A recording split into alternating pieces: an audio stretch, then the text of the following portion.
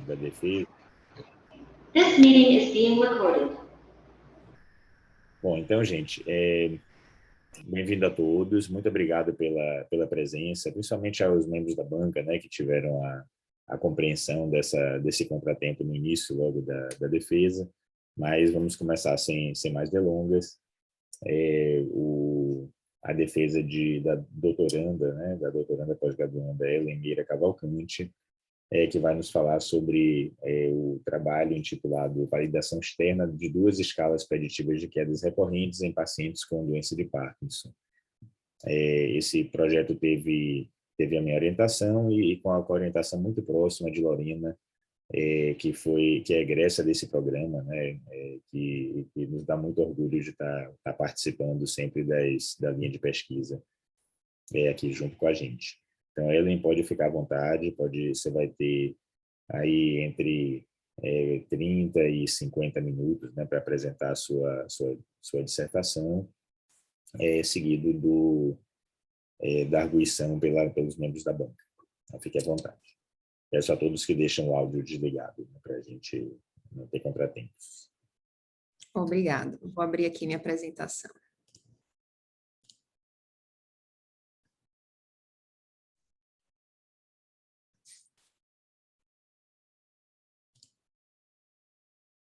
Está visualizando minha apresentação, professor? Sim, certinho.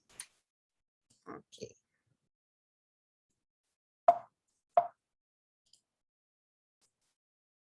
Bem, bom dia a todos. Obrigado pela presença de todos aqui nesse momento. Em especial, gostaria de agradecer a participação da banca examinadora na defesa da minha tese de doutorado, que tem como título Validação Externa de duas escalas preditivas de quedas recorrentes em pessoas com a doença de Parkinson, sobre a coorientação de professora doutora Lorena Rosa Santos de Almeida e o professor doutor Jamari Oliveira Filho. Bem, há mais ou menos 200 anos atrás, foi descrita por James Parkinson a doença de Parkinson como neurodegenerativa progressiva. É a segunda mais comum desordem neurodegenerativa, afetando entre 2 a 3% da população acima de 65 anos, sendo mais comum no sexo masculino. Estima-se, em geral, na população, uma prevalência de 0,3% e incidência variando de 5 a 35 novos casos por 100 mil indivíduos anualmente. A incidência aumenta 5 a 10 vezes entre os 60 e 90 anos de vida. A doença de Parkinson, ela compreende uma variedade de características motoras e não motoras, e que podem variar em algum grau entre os indivíduos. No entanto, todos devem apresentar as características clínicas essenciais, responder à terapia dopaminérgica, satisfazendo os critérios para o diagnóstico da doença de Parkinson. Uma das grandes consequências das deficiências nas funções que ocorrem na doença de Parkinson é a ocorrência de quedas. A queda ela é um evento não intencional que tem como resultado a mudança de posição do indivíduo para um nível mais baixo em relação à sua posição inicial, não como resultado de um evento intrínseco maior força externa extrema. A incidência de pelo menos uma queda está entre 35% a 90% e de quedas recorrentes entre 18% a 65% no período de um ano. As quedas elas já podem ocorrer no estágio inicial da doença, aumentando com o avanço da mesma. As quedas têm causas complexas e multidimensionais. No entanto, os déficits no equilíbrio é o componente de maior peso para esse problema. Por isso, a identificação do risco de queda é um componente essencial do manejo da ADP. Existem diferentes instrumentos de avaliação que identificam o risco de quedas futuras em indivíduos com doença de Parkinson, com acurácia medida pela área abaixo da curva ROC, como testes de equilíbrio, de mobilidade funcional e de alta eficácia, que podem auxiliar na identificação do risco de quedas através de pontos de cortes. Foram desenvolvidos 2 modelos de predição clínica para estimar a probabilidade de quedas recorrentes em pessoas com a doença de Parkinson nos próximos 12 meses e classificar os indivíduos de acordo com a categoria de queda. A escala preditiva 1, que é o primeiro modelo proposto, inclui história de quedas, 2 ou mais quedas no último ano, a presença de flutuações motoras, o PDRS-AVD acima de 12 pontos. A escala preditiva 2, o segundo modelo proposto, contém as mesmas variáveis que a primeira, além da dose equivalente de levodopa, acima de 700 miligramas, e score da escala de Berg menor 49 pontos. Na coorte de desenvolvimento, a escala 1 teve uma acurácia de 0,84 e a escala 2 de 0,86. Quando incluído o MDS e o PDRS, MEVD acima de 14 pontos, a escala 1 teve uma acurácia de 0,84 e a escala 2 de 0,86. O objetivo desse estudo, então, foi validar externamente 2 escalas preditivas de quedas recorrentes nos próximos 12 meses em pessoas com a doença de Parkinson. De forma específica, foi identificar a acurácia para a predição de quedas recorrentes nos próximos 12 meses em pessoas com a doença de Parkinson da escala 1. E também identificar a acurácia para a predição de quedas recorrentes nos próximos 12 meses em pessoas com a doença de Parkinson da escala 2. Bem, o estudo desse desenho foi observacional, de coorte prospectiva, onde foram incluídos 156 pessoas com a doença de Parkinson idiopática e marcha independente. A coleta de dados dessa pesquisa ocorreu entre julho de 2016 e junho de 2019, no ambulatório de transtornos do movimento e doença de Parkinson do Hospital Geral Roberto Santos, e também no departamento de fisioterapia da Faculdade de Medicina de São Paulo, da USP. Todos os pacientes foram avaliados no período 1 das medicações antiparkinsonianas. Foram excluídos aqueles participantes que tinham outras doenças neurológicas e que apresentavam déficit cognitivo baseado no mini exame do estado mental, a partir desses pontos de corte descrito. Também foram excluídos aqueles que apresentavam privação sensorial, visual, auditiva graves, e comorbidades capazes de afetar o equilíbrio e a mobilidade.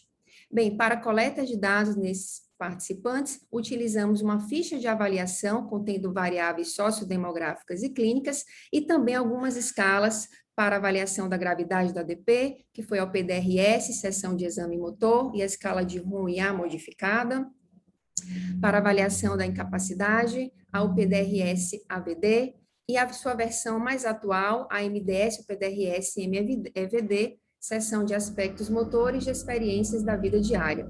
Também a escala de Schwab-England. Para avaliação do equilíbrio, foi utilizada a escala de equilíbrio de Berg.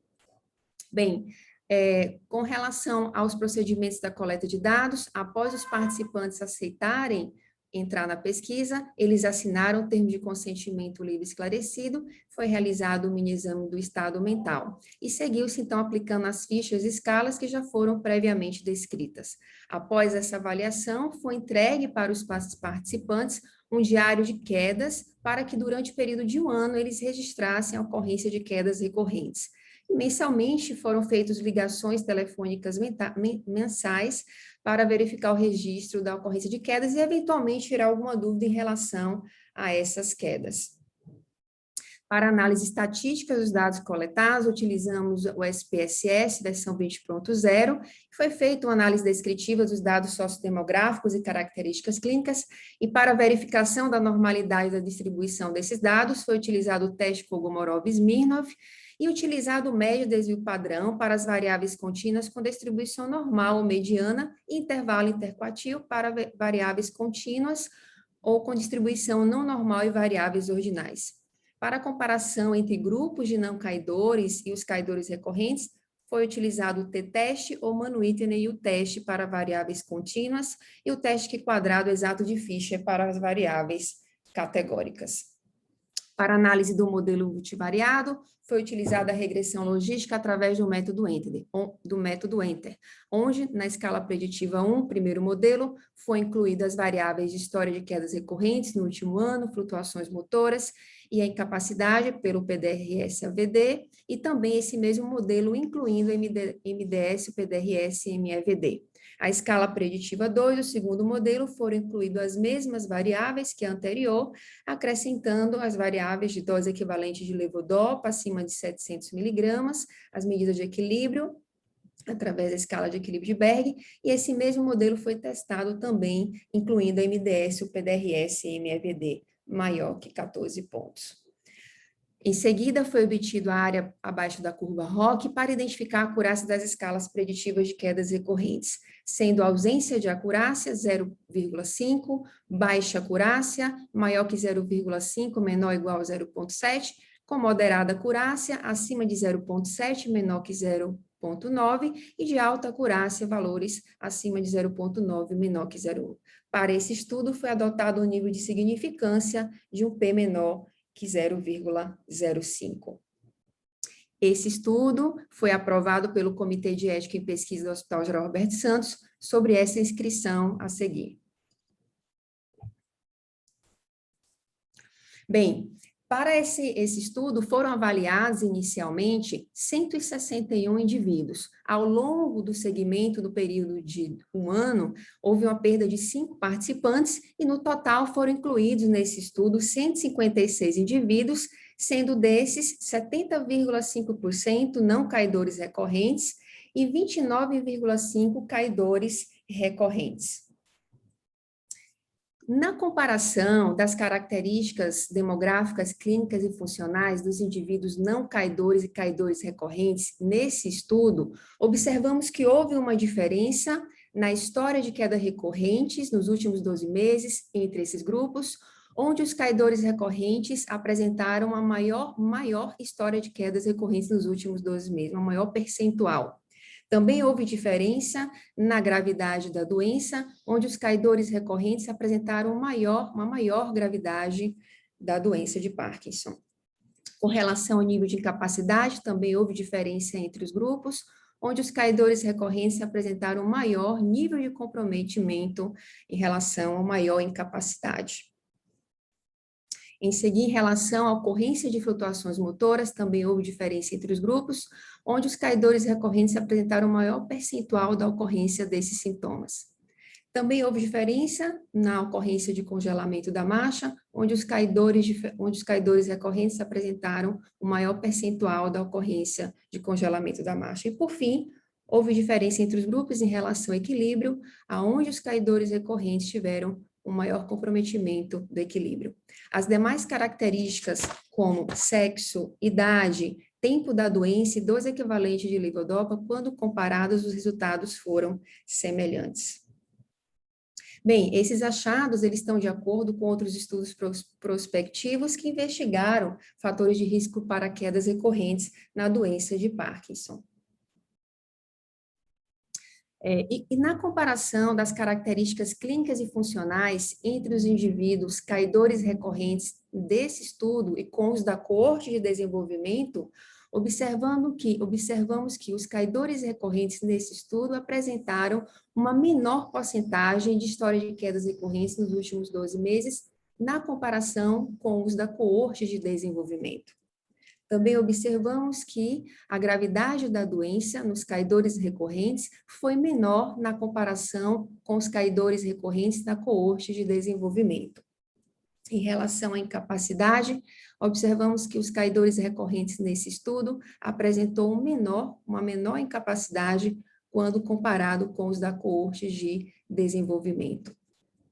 E em relação à ocorrência de flutuações motoras, observamos que, nesse estudo, os caidores recorrentes tiveram um percentual maior nesse sintoma em relação aos da coorte de desenvolvimento. E a ocorrência de congelamento, nesse estudo, os caidores recorrentes apresentaram um percentual menor em relação aos caidores recorrentes da coorte de desenvolvimento. E, por fim, em relação ao equilíbrio, os caidores recorrentes nesse estudo tiveram um comprometimento menor em relação aos caidores da coorte de desenvolvimento, levando em consideração que, na escala de Berg, o ponto de corte é de menor ou igual a 49 pontos, observamos, então, que os participantes da coorte do grupo caidores recorrentes tiveram um maior comprometimento em relação ao equilíbrio.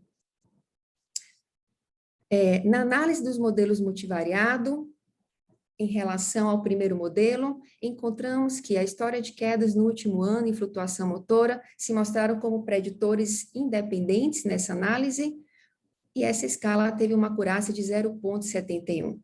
Quando incluído a MDS-PDRS nesse modelo, a história de quedas no último ano, recorrentes e flutuação motora também se mostraram preditores independentes, e a acurácia dessa escala foi de 0,74. Quando comparamos esses modelos com o da coorte de desenvolvimento, o primeiro modelo na coorte de desenvolvimento teve uma acurácia de 0,84, e quando incluída a MDS-PDRS, uma acurácia de 0,84 também. Nessa figura, podemos observar aqui a área abaixo da curva ROC da escala preditiva 1, que teve uma acurácia de 0,71. Nessa outra figura, a área abaixo da curva ROC da escala preditiva 1, quando incluída MDS e PDRS, com acurácia de 0,74. Bem, a escala preditiva 1, ela demonstrou moderada acurácia em predizer quedas recorrentes no período de 12 meses, principalmente quando uma das variáveis preditivas foi a MDS, PDRS e MEVD acima de 14 pontos, mas com valor menor quando comparado da coorte de desenvolvimento. O histórico de quedas recorrentes no último ano foi o principal preditor de quedas futuras, estando de acordo com a coorte de desenvolvimento e a literatura. A flutuação motora se mostrou como importante preditor de queda recorrente, assim como em outros estudos também que encontramos. E ao PDRS, AVD e MEVD, não foi um preditor independente na amostra desse estudo, pelo fato dos indivíduos terem tido uma menor incapacidade que os caidores recorrentes na coorte de desenvolvimento. Em relação à análise do modelo multivariado, do segundo modelo multivariado, encontramos que a história de quedas no último ano, recorrentes e a flutuação motora também foram preditores independentes e essa escala teve uma acurácia de 0,69. Quando incluímos a MDS e o PDRS neste modelo, encontramos apenas a ocorrência de quedas recorrentes no último ano como único preditor independente. Quando comparamos essa escala, incluído o MDS, ela teve uma acurácia de 0,71. E quando comparamos o modelo 2 com a coorte de desenvolvimento, observamos, então, na coorte de desenvolvimento, que a acurácia foi de 0,86, e quando incluído a MDS e PDRS, a acurácia se manteve com valor de 0,86. A seguir, observamos aqui a área abaixo da curva ROC, da escala preditiva 2, com acurácia de 0,69, e aqui a área abaixo da curva ROC, da escala preditiva 2, incluindo a MDS e PDRS, com acurácia de 0,71. Bem, a escala preditiva 2, ela também demonstrou uma acurácia moderada em predizer quedas recorrentes no período de 12 meses, mas com valores menores do que a escala preditiva 1 e quando comparada à coorte de desenvolvimento. Elevadas doses de levodopa também têm sido observadas em caidores recorrentes em outras pesquisas. As diferenças entre as características das amostras podem explicar a dose equivalente de levodopa não ter sido um preditor significativo de quedas recorrentes. A escala de Berg não foi um preditor independente na amostra desse estudo pelo fato dos indivíduos não terem tido tanto comprometimento do equilíbrio como os caidores recorrentes da coorte de desenvolvimento. Em relação à classificação desses indivíduos na categoria de risco, nesse estudo, observamos que 50% dos indivíduos que tiveram queda recorrente foram classificados na escala 1, na alta categoria de risco de quedas. E na escala 2, 44% dos indivíduos que tiveram queda recorrente foram classificados na alta categoria de risco de queda. Quando incluído a MDS, o PDRS e MEVD, observamos que 60% dos indivíduos com queda recorrente foram classificados na alta categoria de quedas pela escala 1 e 52% dos indivíduos com queda recorrente foram classificados na alta categoria de queda pela escala 2. E na comparação dessa classificação com o da coorte de desenvolvimento, observamos que 91% dos indivíduos com queda recorrente apresentaram uma alta categoria de risco pela escala 1 e 91% também dos indivíduos com queda recorrente foram classificados em alta categoria de risco de queda pela escala 2. Bem, nesse estudo, a amostra apresentou uma menor gravidade da doença de Parkinson, uma menor incapacidade e um melhor desempenho do equilíbrio, o que pode ter contribuído para uma baixa identificação de indivíduos com alto risco de queda quando comparado com a coorte de desenvolvimento. Então, o ponto principal desse estudo foi a validação externa de duas escalas preditivas, contribuindo para a identificação de indivíduos com baixo, médio e alto risco de queda recorrente no próximo ano.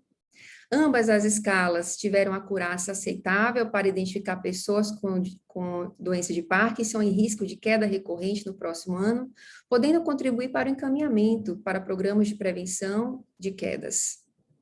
Considerando que a escala 1 de 3 preditores, com MDS, PDRS e MAVD, teve uma maior acurácia, sugere-se então que seja utilizado na prática clínica ou pesquisa, visando identificar os indivíduos em risco de quedas recorrentes. E também em serviços que a MDS e o PDRS ainda não seja utilizado, a escala 1 com o PDRS-AVD é uma alternativa para utilização.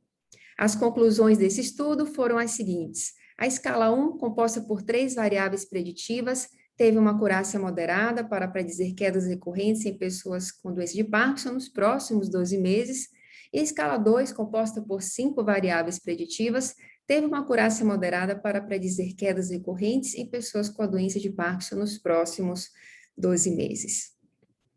Nesse momento, encerro minha apresentação e gostaria de seguir seguindo com os meus agradecimentos. Bem, inicialmente, gostaria de agradecer ao meu orientador, professor Jamari, por todos os ensinamentos, orientação, disponibilidade e confiança para a realização desse estudo e pelo incentivo para o sanduíche.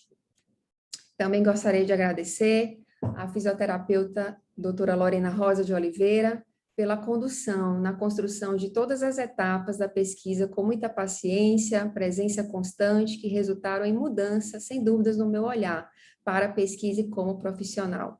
Também por você abrir as portas para o sanduíche, Lorena. Você é uma referência para mim. Gostaria de agradecer também ao professor Mércio Lenders e sua equipe pelo acolhimento e ofertar um ambiente para os novos conhecimentos e aprendizagem na experiência no exterior. Não poderia também deixar de agradecer o neurologista Guilherme Valença pelo incentivo e acesso às consultas inúmeras para acompanhar os pacientes no ambulatório de transtornos do movimento lá no Roberto Santos. As pessoas com a doença de Parkinson, seus familiares e cuidadores por terem sido a base para a realização desse estudo. Também agradeço aos meus professores do programa de pós-graduação e à Cibele pelo suporte em todo o tempo. Aos meus colegas do grupo de pesquisa de comportamento motor e reabilitação neurofuncional pela pesquisa e tantos momentos compartilhados. Aos meus familiares, meu pai, minha mãe, meus irmãos, cunhadas e sobrinho, amo vocês e obrigado pelo apoio incondicional. Agradeço aos amigos pela torcida constante, à Faculdade Adventista aqui da Bahia pelo apoio ao longo desses anos, aos membros da banca por examinarem essa tese. E, por fim, minha família, muito obrigada, amo vocês. E, por fim, agradeço a Deus, acima de tudo, por tudo que Ele tem feito por mim, e gostaria de finalizar compartilhando uma passagem bíblica que tem servido de inspiração para mim nessa caminhada. Está em Provérbios 4:11. Maravilha, Ellen. Muito bom. 4 anos, hein? 4 anos é isso mesmo. É um tempo grande, né, para você passar numa... Vamos deixar para mais adiante. Eu vou colocar para vocês o que eu coloquei aqui no chat já, né, na sala de bate-papo, né, que familiares, amigos que queiram escrever alguma coisa de parabenizando Ellen, podem escrever por aqui que fica gravado e eu mando para ela depois. Tá? Aqui a gente vai prosseguir com a etapa da arguição, e a arguição vai contar com os professores membros da banca. O que geralmente a gente faz nas defesas é pedir para o membro que é mais distante, né, do programa para começar com a arguição. Então, eu creio que será o professor Clinton, né, que é do Rio de Janeiro, que deve começar, e depois a gente vai seguir na ordem. Eu vou colocando aqui um de cada vez após o professor Clinton. Agradecer novamente a disponibilidade dos membros da banca. Clinton, você terá, assim, em tese, 30 minutos de arguição, com 30 minutos de réplica, e fica a seu critério fazer em forma de diálogo, ou você expor todos os pontos, ela vai anotando e depois responde as suas considerações. Bom dia a todos mais uma vez. Agradeço a lembrança do meu nome, ao convite para participar desse momento. Então, aos professores Jamari, Lorena, a Ellen, pela confiança no trabalho e desde já parabenizar também pelo trabalho que resultou aí na tese. Então, já encaminhei, Ellen, para você a versão com os meus comentários, alguns dos quais eu não vou colocar aqui, tá? Mas que no intuito de melhorar, aprimorar o trabalho, certo? Então, alguns comentários eu vou fazer mais assim endereçado às questões que são importantes do ponto de vista técnico-metodológico. E aí eu senti falta na tese de textos que pudessem fazer menção sobre a validação externa, que é um importante método adotado na sua tese. E eu fiquei com uma dificuldade de entender qual que é a diferença da sua tese, né, dos resultados que você apresenta na sua tese, com aqueles que compõem o corte de desenvolvimento, que já foi publicado. Porque me pareceu que o estudo ele tem lá análise também, os resultados com a apresentação da ROC, para verificar justo a sensibilidade das escalas em relação ao risco de queda. E a sua tese também apresenta esta análise. Então, a minha dúvida é justo essa. Qual que é a diferença do seu estudo em relação ao já publicado? A primeira diferença em relação ao público, né, os participantes. Para realizar a validação externa, foi envolvido outros participantes, outros indivíduos com a doença de Parkinson, né, seguindo com os critérios de inclusão da validação externa, né, e esses participantes foram lá do Hospital Geral Roberto Santos para serem como participantes para a validação externa.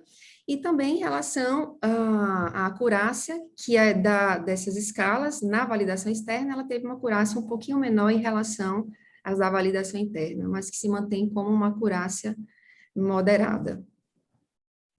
Por exemplo, no estudo que foi publicado,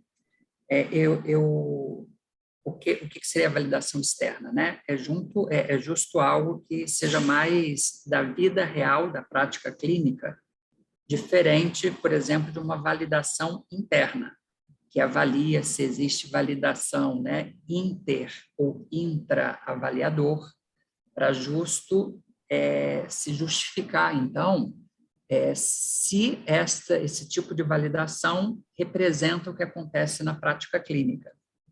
Daí a minha pergunta: quais os passos que compuseram a validação externa da sua tese que, de fato, diferem os passos metodológicos do estudo já publicado, entende? Porque qual foi assim, o meu raciocínio? E agora não estou com todo o desenho metodológico do estudo já publicado, mas o foco aqui são os resultados da tese, né? Se o estudo ele fez uma validação interna, ou seja, pegar de um mesmo avaliador, quando aplica um teste, um instrumento, em momentos diferentes, a gente faz um tipo de validação que é chamado validação intra-avaliador.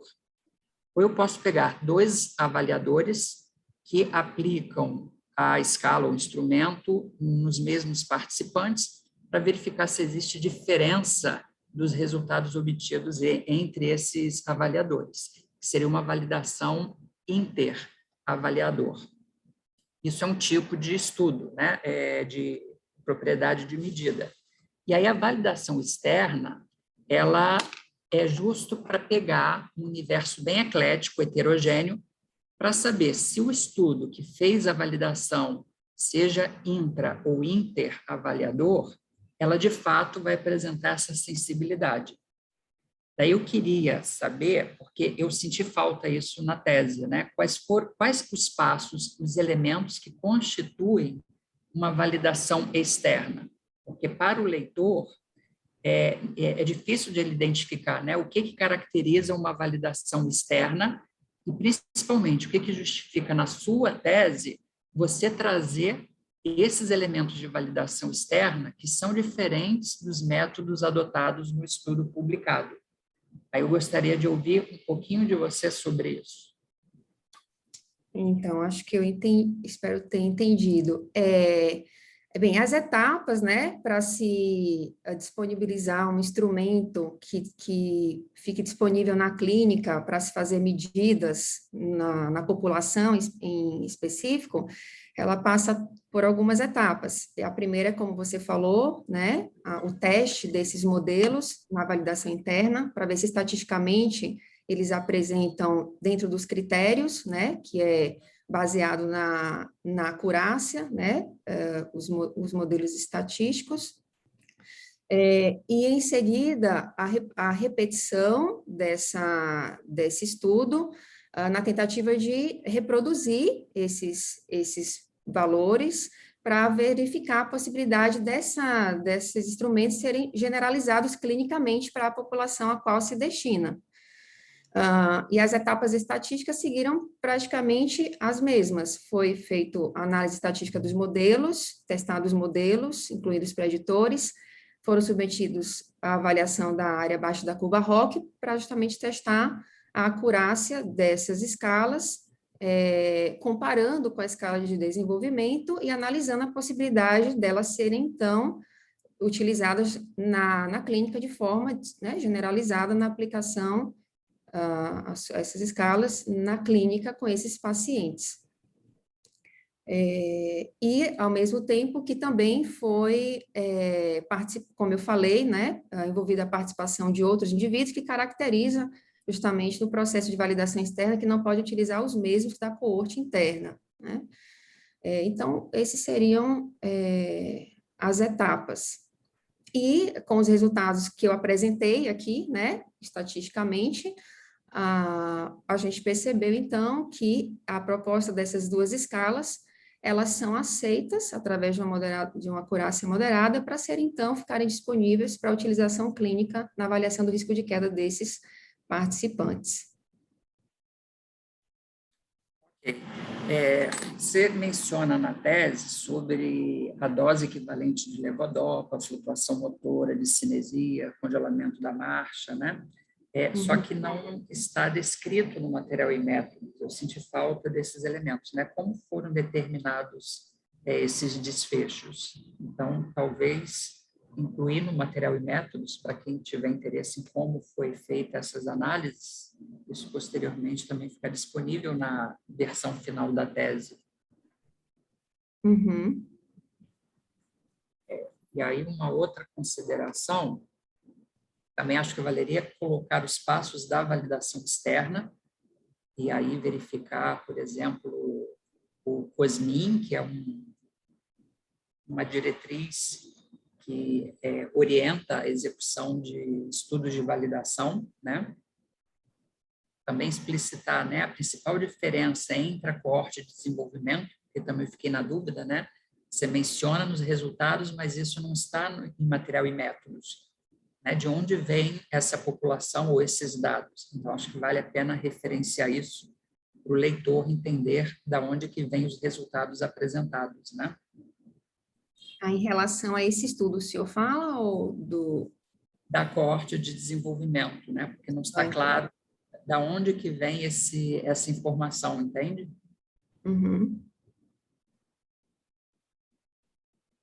E aí, na discussão, acho que também valeria a pena você trazer um tópico, né, desenvolver mais, porque você menciona que a escala 1 ela é mais sensível para a detecção de alto risco de quedas, né?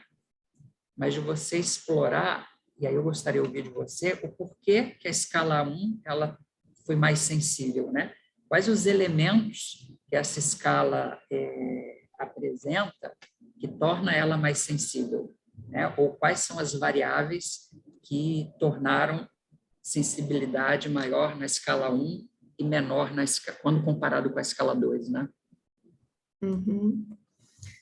Então, né, na análise lá dos modelos da multivariada, quando foi rodado esse modelo pela regressão logística, no modelo 1, se mostrou, né, nessa análise, como preditores independentes, dois preditores, a história de quedas no último ano e flutuações motoras, né?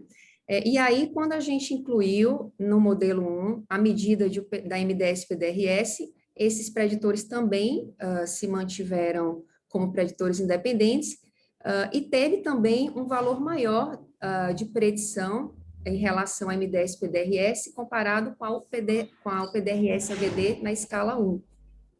Né? Então, com esses valores preditivos na análise multivariada, isso levou, então, a acurácia dessa escala ser 0,74 do modelo 1, que em comparação com a escala preditiva 2 proposta, que teve uma acurácia menor. E comparando com a escala de desenvolvimento, a acurácia desses modelos foi realmente, assim, menor.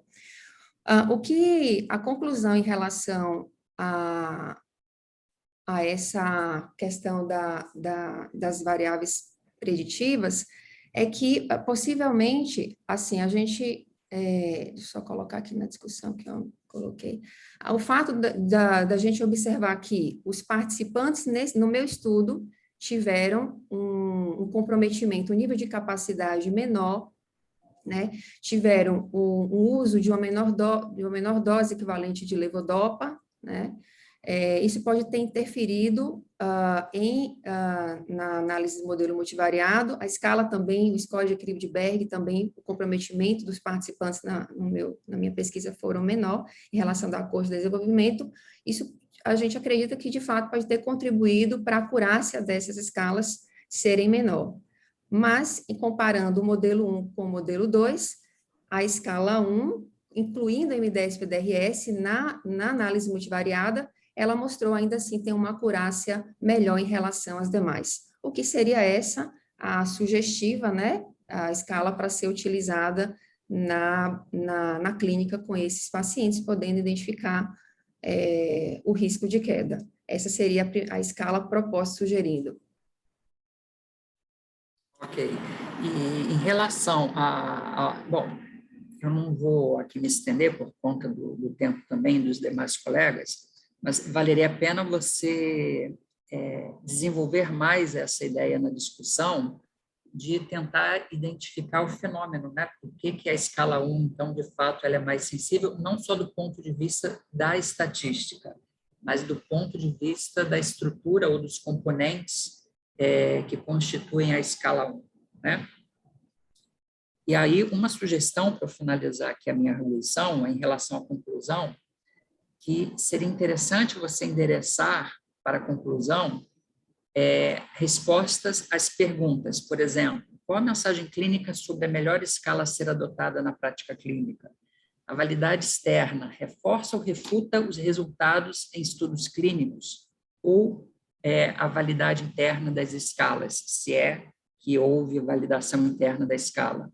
As escalas podem ser utilizadas para ambos os sexos, para todas as idades, para todos os estágios da doença de Parkinson, considerando o perfil dos participantes do estudo.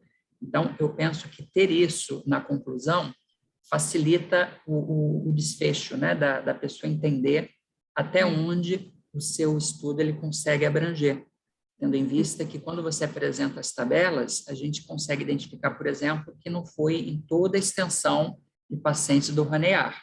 Então, a gente também precisa ter o cuidado de fazer essa recomendação, né?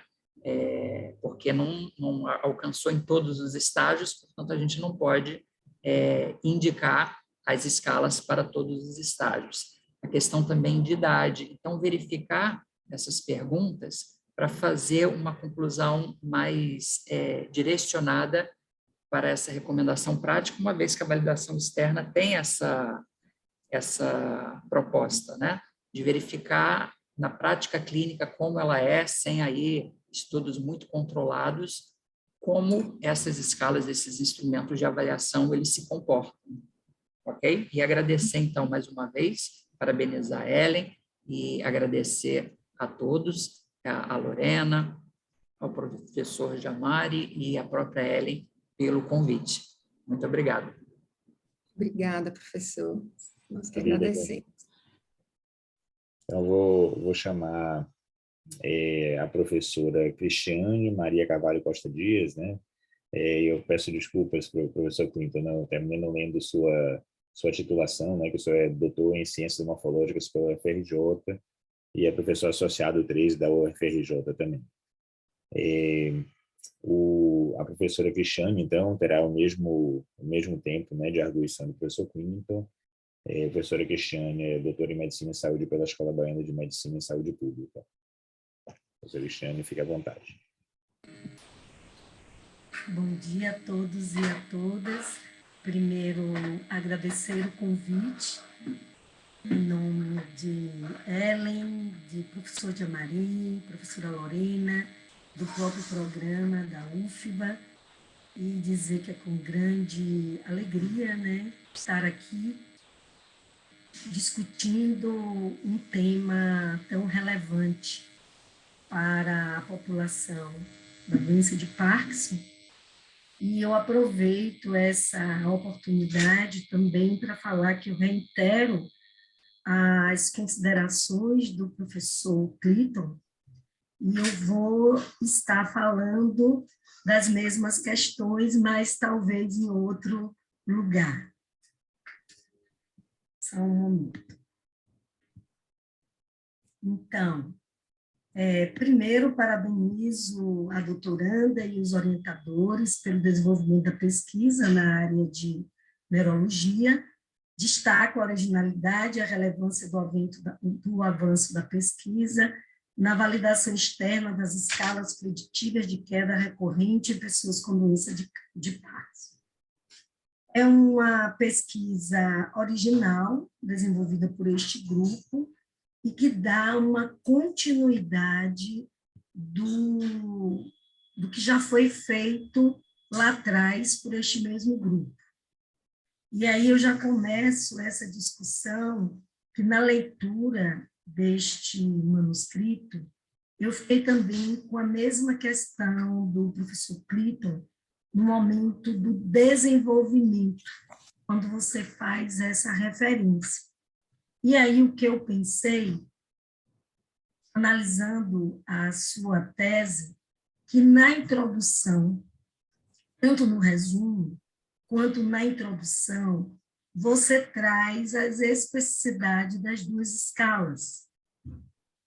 Então, pensando sobre isso, o item que você descreve as escalas, tanto na introdução do resumo, quanto na introdução do manuscrito, ela tem uma maior consonância na seção de material e métodos. No entanto, eu senti a lacuna e a falta na introdução, você tem uma justificativa, porque é como se você narrasse o histórico desse desenvolvimento que foi iniciado lá atrás e que você foi feita uma validação interna e agora evoluiu para a validação externa. E por que e para quê esta validação externa? Então, você começa a contextualizar para o leitor o início ali na introdução e você dá um segmento com material e métodos, seus resultados e, consequentemente, aprofundando na discussão. Você, no seu tese, você responde aos objetivos com instrumentos validados, fidedignos, com confiabilidade, acurácia e sensibilidade e especificidade, tá? A revisão de literatura tem consonância com os manuscritos publicados nacional e internacional, e o seu resultado revela a aplicabilidade clínica destas escalas. Entretanto, na discussão, você traz que a diferença das escalas estão relacionadas à escala do desenvolvimento. E aí, quando você fala o desenvolvimento, o leitor questiona de que lugar está sendo falado. E aí você aponta como a questão que houve uma diferença no que se refere às características. E ali você não desenvolve o seu racional. Pensando na aplicabilidade clínica destas escalas, que terá, sim, ancorado no seu resultado estatístico, que tem uma acurácia é considerado a literatura em torno de 70, quando você encontra a acurácia, você tem uma aplicabilidade clínica. No entanto, é importante que o leitor tenha um conhecimento de que lugar você está falando relacionado, foi o que o professor Clinton trouxe, relacionado às características sociodemográficas, características clínicas, em que tempo e gravidade dessa doença e do tratamento. Então, na discussão, se não me falha a memória, você traz em 2 parágrafos, você conclui o parágrafo, falando que houve a diferença relacionada às características, mas aí eu senti falta de que característica você está falando, de que lugar. Eu vou passar para você a palavra e para dizer que, no momento que você aprofunda e esclarece na discussão, você estabelece um diálogo com o seu leitor para que ele possa reproduzir o seu protocolo de pesquisa. E, consequentemente, daí você vai ter uma maior visibilidade. Então, eu estou te dando a oportunidade que você possa nos dizer em quais características houve essas diferenças. E que você, no final dessa discussão, você possa amarrar para dizer esta escala, a escala 1 e a escala 2 estão relacionadas a essas características. Aí você traz não só a confiabilidade estatística, mas a confiabilidade clínica. Você quer falar alguma coisa, Ellen, sobre isso que eu estou colocando?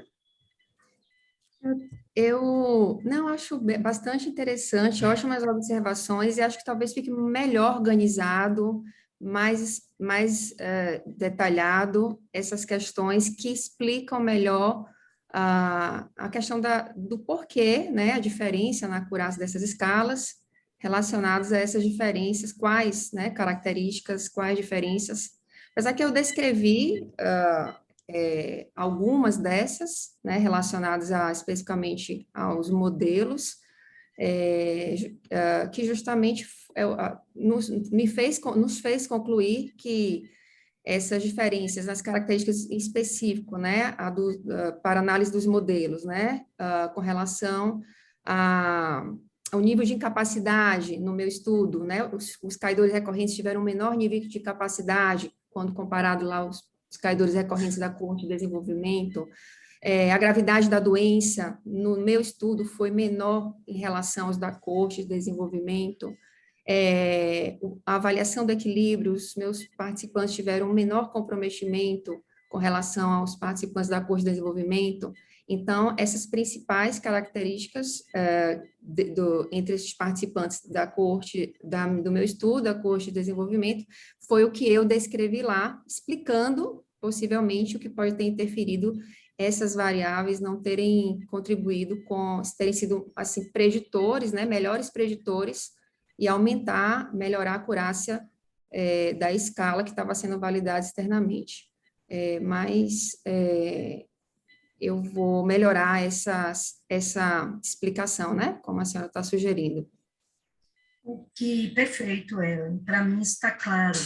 Mas o que eu percebo é o seguinte: quando você você coloca em um parágrafo que existe essa diferença nessas características, eu penso que talvez de uma forma que deixe mais claro para o leitor, que você possa discutir as escalas separadas, depois você vai trazer de uma forma associada, que elas são distintas, sim. Não é fácil. Desculpe, tem um fone aberto. Inclusive, no que você refere, para que eu possa... Você traz isso muito bem na estatística. Isso aí não me deixou nenhuma dúvida. A minha questão é no momento que você traz para a discussão, entende? Então, possa trazer de uma forma que amplie esse conhecimento e direcione o leitor para entender este processo, tá? E, por fim, né, eu acho que realmente bem breve, numa defesa de doutorado, nós temos a oportunidade de escutar 4 avaliadores. Eu vou tocar também no tema relacionado à conclusão, tá? Antes de falar a conclusão, eu vou colocar uma coisa que me inquietou, é bem particular. Quando você sempre se refere à tabela 1, desculpe, a escala 1 e a escala 2. Eu acho que quando começa a se falar no nome da escala, né? Qual é a proposta? Existe, durante todo o período, inclusive na conclusão, e aí Ellen está dando a risada, porque é como nós falamos. Nós falamos se identificando com o instrumento. E aí o seu instrumento vai tomando corpo. Porque aí eu fiquei, gente, aí eu voltava, não, está aqui. Tabela 1, tabela 2. E aí isso fica muito forte na conclusão. Tá? Porque na conclusão é que você, e no momento que você dá nome para, você menciona, né, no escopo, não em todo, mas em determinados pontos, o próprio leitor vai criando intimidade com essa escala e vai despertando a curiosidade para ele. Tá? Então, é uma sugestão. E aí, na conclusão, eu percebi que você coloca 2 pontos específicos, a escala 1 e a escala 2, para mim, repetindo que isso está claro no resultado. Ela tem moderada acurácia. Daí eu penso, e aí vai uma sugestão, que você possa dizer que sim, tem a validação externa. Tá? E uma validação externa, para que, aí eu lhe pergunto, no momento que eu estou lendo o manuscrito, eu percebo que foi identificado, eu vejo aquela tabela que a que mais me encantou, foi a frequência da queda recorrente de acordo ao grau, o nível de queda, se é um leve, médio, alto risco. Aquela tabela foi a tabela que me prendeu mais, porque quando eu penso na clínica, é ali que eu vou estar pensando. Então, eu penso que faltou o fechamento dessa conclusão que você pudesse colocar, que é aplicada, sim, nesta população que apresente leve, médio e alto risco. Para isso, isso precisa estar bem claro na discussão. Tá? Então, Ellen, parabenizando agora, em primeiro lugar, a sua conquista, né, por um novo feito na sua jornada, quanto na sua área acadêmica como profissional. Parabenizo também a toda a equipe de pesquisadores, porque é uma equipe robusta, que nos representa todo esse território nacional e internacional, no nome da professora Jamari, professora Lorena e da professora Ellen, que estão aqui presentes. Mas parabéns pelo seu feito, e aí eu acho que é só trabalhar aí nesses pontos que foram comuns com o professor Clita. Doutor Jamari, você me dá 1 minuto só para dizer, professor Clita, eu sou Cristiane Dias, editora da revista de pesquisa em fisioterapia da Baiana, do qual você é os nossos editores. Prazer em conhecê-lo. Maravilha, maravilha. É bom, né? O banco é um bom espaço para conhecer pessoas que você só conhece por escrito. Perfeito. Né? É um bom ambiente para isso. Conhecer autor de livro, né? Então é interessante. Muito bom. Obrigada mais uma vez. Vou passar a agradecer à professora Cristiane, vou passar a palavra para a professora Ellen Pinto. Ellen Beatriz Carneiro Pinto, ela é doutora em ciências pelo nosso programa daqui de Ciências da Saúde da UFBA, e é professora titular da Escola Baiana de Medicina e Saúde Pública, lidera um grupo há vários anos nessa área de reabilitação e colabora bem proximamente conosco. Ellen, a palavra é sua. Muito obrigada, professor. Então, gente, eu gostaria realmente, mais uma vez, agradecer o convite, né? Contar que eu estive na qualificação, então o meu lugar é um lugar, né, confortável e também, né, de uma perspectiva também ampla. Então, assim, agradeço o convite da Ellen, agradeço o convite da Lorena, do professor Jamari, né, e para estar aqui mais próximo desse momento da Ellen. Como o professor comentou, é um trabalho que também já desenvolvido dentro do grupo de pesquisa, né, onde eu sou a líder, Lorena é a responsável por uma linha, essa linha tão especial do Parkinson, que traz tantas coisas ótimas, né, para nós dentro do grupo, e aí eu acabo tendo alguma proximidade também prévia ao trabalho. Isso facilita algumas coisas, mas assim, eu gostei muito e me preocupei muito de fazer uma leitura tentando, né, manter uma distância máxima do que a gente está conversando aqui. Então, assim, na qualificação, o grande foco, que é fato, né, na primeira vez que você apresenta o trabalho para uma banca, ficou muito na metodologia, né, onde havia algumas dúvidas da forma que estava apresentada. Então, a gente discutiu bastante a parte de métodos, a gente falou também da apresentação dos resultados, e eu queria já começar dizendo, Ellen, que realmente ficou muito mais, assim, claro, né? Não havia nada grave, mas a forma de apresentação, né, de Ellen apresentando aquilo, os dados de uma forma muito mais clara para quem está lendo e tentando entender a sua proposta, né, do seu objetivo.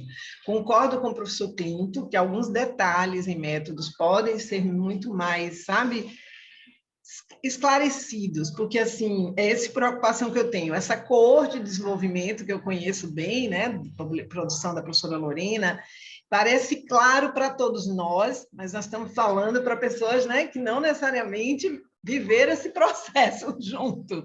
Então, esse é um cuidado que você precisa realmente ter. Mas, de uma maneira geral, eu queria realmente parabenizar você, seus orientadores, que a estrutura de métodos e resultados, né, ficou muito, muito, muito mais clara, né, nesse momento. Parece que a sua defesa vai caracterizar por uma congruência muito grande de olhares, né? Então, o professor Clinton trouxe uma perspectiva que a professora Cristiane, como ela disse, acabou trazendo o olhar, mas ampliando ou não alguns aspectos, mas que foi muito similar. E, de certa forma, nesse momento, né, não mais aquele da qualificação, é a mesma coisa que eu enxergo do seu trabalho. Eu acho que aí tem uma questão que precisa voltar a organizar melhor em relação ao significado clínico do seu trabalho. Então, eu achei muito bom quando o professor Clinton trouxe de uma forma bem didática o que é uma validação externa. Acredito que mais do que os passos que ele pede é que você entenda de alguma forma mais clara e reflita isso, na verdade, né? Entenda, possivelmente você entende, mas não está conseguindo refletir ali. Por que você fez uma validação externa? Porque, assim, me parece até em discussão que você só repete o resultado, né? Você acaba trazendo o resultado. Mesmo quando você diz, eu trago as características, né? Eu trouxe que a gravidade era menor, o equilíbrio era... Mas e aí? O que significa isso para a validação externa? Porque você acaba fazendo link com o estudo 1, estudo 2, vamos chamar estudo 1 e estudo 2, né? Coorte de desenvolvimento e coorte de validação, mas você não dialoga com o que significa a validação, que foi uma coisa que a professora Cristiane, eu vou levar lá para a conclusão, falou. Então, por que não dizer? É válido e foi validado externamente, mas até para você dizer qual é o perfil de população que essa escala deveria ser utilizada. Porque a validação externa exatamente é para extrapolar além da população que originalmente foi estudada. Então, o que você conclui? A escala, seja A1 ou A2, né, na validação externa, e aí mostra que, ok, é válido externamente para essa população, com essas características. Não é para todo paciente com Parkinson.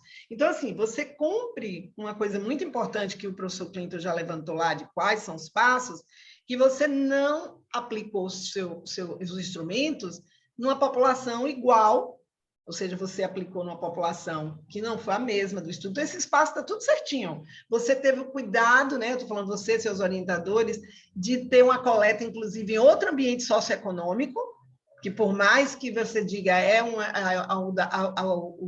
o ambulatório da USP possa ter similaridades com o do Roberto Santos, mas não é igual, eles são realmente geograficamente diferentes, clima, enfim, várias questões. Então, você realmente buscou fazer o máximo possível, né, uma reprodução em outra população, ou seja, paciente com diagnóstico de Parkinson, mas com outras características que não necessariamente foram do estudo original. Porém, você não discute, eu acho que a grande questão está na discussão mesmo, quando você tem os resultados, mas você não discute em relação à validação externa. Você compara uma com a outra, e aí por isso fica parecendo que é repetir o resultado, porque no resultado já diz que elas são diferentes. Mas o que significa elas serem diferentes para uma validação externa, que é seu objetivo? Para você dizer, olha, esse instrumento, ele é adequado, ele tem uma capacidade, como a professora Cristiane trouxe aí, para indivíduos de alto risco? Não, é para de médio, ou seja, você precisa dialogar esses resultados com o que significa utilização e aplicação da escala em outras populações. Então, é até uma crítica que você vai ter que fazer, né, diante dos seus resultados, de que, olha, nessa validação só foi possível, né, ou só é possível recomendar, ou né, nós autores vamos recomendar para essas características. Ou seja, na prática clínica do fisioterapeuta, do médico, quando que eu vou lançar a mão desse instrumento? Né? Eu vou lançar a mão, encontrei pacientes com esse perfil, pronto, esse é um bom instrumento para detectar quedas recorrentes. Entende, Ellen? Eu estou repetindo o que os dois falaram. Eu não tenho outra coisa diferente, eu estou concordando totalmente com meus colegas, mas a minha leitura, né, dessa segunda etapa, pós-qualificação, eu enxergo exatamente o que eles enxergaram. E aí eu vou só dar um comentário, uma coisa. Eu sinto que há um apego grande à estatística, que é ótimo, ela é excelente. Mas, assim, até que ponto na introdução é importante, assim, você ficar puxando tanto para a acurácia das escalas, na introdução, né? Os dados de acurácia da escala, ou mostrar o cenário onde a escala de desenvolvimento foi feita, ou as características, entende? Diz mais, porque, assim, a acurácia valida a existência dessa escala. O que você agora está vendo é se ela tem aplicabilidade externa. Então, olha só, basta você dizer, ela apresentou uma acurácia, né, forte, né, aí classifica lá, e esse era o cenário, né, os pacientes eram graves, não eram graves, aí agora eu não vou lembrar de como é que está lá, do desenvolvimento. Precisamos agora ver, né, que todos já falaram, o que justifica eu precisar agora reproduzir isso em outra população com Parkinson. Pronto. Eu fui lá, fiz isso, né? Tem métodos, eu vou tentar equilibrar o máximo, porque eu não posso fazer um outro método, uma outra, né? Tudo bem. Só diversifiquei população. O que eu preciso fazer é diversificar a população. Os fatores de inclusão e exclusão não podem ser diferentes. Mas ainda que eu tenha feito tudo isso, eu encontrei resultados diferentes. E aí? Né? Eu coletei gravidade da doença, eu coletei estágio da doença, ou seja, a mesma coisa. Eles são diferentes, mas eles são diferentes porque eles têm características diferentes, não porque eu busquei coisa diferente. E quando eles são diferentes, olha só, para quem eu vou recomendar esse instrumento? Entende? Eu estou só fazendo, na verdade, uma repetição, viu, colegas? Usando até muito do que vocês trouxeram, mas é o que a gente enxerga. E aí sua discussão fica com cara de repetição de resultado, tá? Nós já sabemos que foi diferente. Nós já sabemos que a acurácia ainda assim foi moderada, ou seja, ela, como você chamou de aceitável, não sei nem se eu gosto dessa palavra, acurácia aceitável, você usou. Não sei se é a melhor forma de dizer. Ou seja, ela tem uma acurácia. para a utilização, mas eu posso dizer que é para a população com doença de Parkinson, né? Entende? Eu acho que, assim, uma outra coisa, eu sei que nem você não trouxe, você nem, assim, não trouxe na apresentação, que é a sua perspectiva de estudo, onde você tenta, de alguma forma, amarrar alguma coisa aí, mas é aí que está. Eu acho que a grande questão é que o que não está dito, você acaba trazendo algumas coisas ótimas, e eu estou aqui fazendo um elogio, mas a gente tem que subentender. E aí, quando você traz a perspectiva do estudo, observe como você repete de novo o resultado. Você leva um parágrafo grande na perspectiva do estudo, repetindo os seus resultados, para, em 2, 3 frases, dizer por que você precisa agora intervir para, né, para avaliar uma intervenção, enfim. Organizar um pouco melhor o seu diálogo com o seu objetivo. O seu objetivo é a validação externa, não é estudar preditor de queda para Parkinson, não é recorrente, não é estudar. Você quer realmente mostrar se a escala tem uma validação externa. Ok, ela tem. Começa assumindo que ela tem. E a sua conclusão pode não precisa nem estar separada daquele jeito. Você pode dizer, a escala, né, o instrumento apresentou uma validação externa para essas características. E acabou. Né? Não precisa nem ser redundante e repetindo dizer, porém, para outros, não, acho que nem é necessário dizer para quem não foi. Entende? Sim. Agora, para você fechar assim, você tem que, desde lá, antes, como a professora Cristiane chamou a atenção na discussão, tá fazendo esse diálogo com a validação, e não só uma escala com a outra. Porque existe uma diferença que tem, como você mesmo reconhece, pode estar relacionada às características, e é o que você tem de concreto para falar. Você não pode supor outra coisa, é o que você tem de concreto, tá? E aí precisa rever assim, um pouco mais. Por isso que eu achei muito legal quando o professor Clinton começou, ele começou perguntando quais são os passos de validação externa, porque o foco do seu estudo é a validação externa, não é preditores de queda, não é característica do Parkinson, é a validação externa de um instrumento, né, que é um instrumento com acurácia e com tudo de bom que tem na escala de desenvolvimento. O que ficou faltando na escala de desenvolvimento? Será que é válido para outras populações eu utilizar esse instrumento? Né? E aí entra realmente a aplicabilidade clínica, que é o que importa, escala por escala, estatística por estatística, né? Nós já sabemos que não é o objetivo maior que a gente deveria trazer, e eu sei que não é o seu, não é da professora Lorena, né? Não é de todos nós que fazemos pesquisa. A gente, de fato, quer viabilizar formas novas de avaliação, formas mais acuradas, com acurácia maior, né? É isso que eu vejo. Eu acho que, né, desde a introdução, você precisa trazer isso já, sabe? Mostrando ao leitor que eu estou buscando a validação externa. E aí você não pode achar que é só se eu vou reproduzir a mesma acurácia.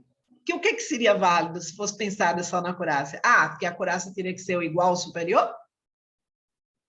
Né? Isso jamais a gente não vai desenvolver um raciocínio sustentado só pela estatística, até porque a gente sabe que existem várias questões que vão interferir nesse resultado estatístico.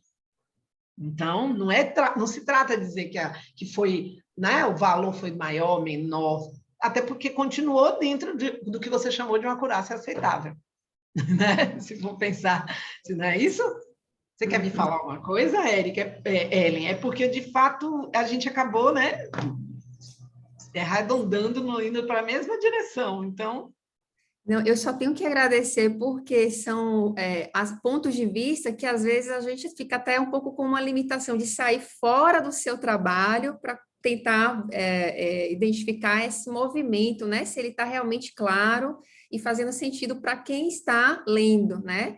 Então, às vezes, tem a sensação que, para mim, as coisas estavam fazendo assim, no seu lugar, né? Talvez me prendi também muito essa questão de mostrar isso com uma fala mais estatística, mas faz todo sentido que vocês falam, trazer para frente dessa questão estatística o cenário da proposta, né, do instrumento clínico, através da validação interna, né, a caminhada disso para como isso, se isso vai realmente, as etapas, né, da validação externa, falar mais sobre isso, e dessa proposta, né, se realmente esses instrumentos, eles podem ser generalizados ou não, para quais aspectos, qual o perfil de paciente com Parkinson, né?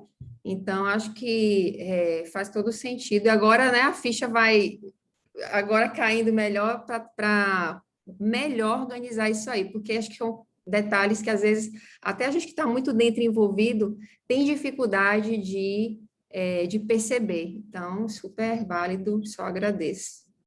Só uma observação, por exemplo, no estudo da gente em AVC, que a gente também desenvolveu um instrumento, a escala de validação externa, o estudo de validação externa, ele teve uma duração menor.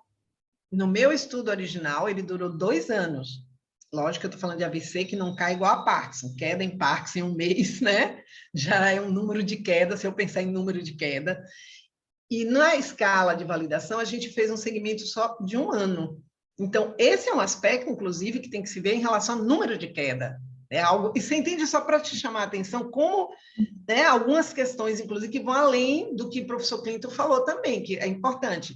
Sexo, né? Idade, porque por mais que você tenha, eu não lembro agora como que é o desvio padrão, né? Qual é a diferença de idade. Isso tudo não é só dizer que é diferente. O que é que significa isso para você realmente ter como escolha esse instrumento na hora, né, de predizer queda recorrente, certo?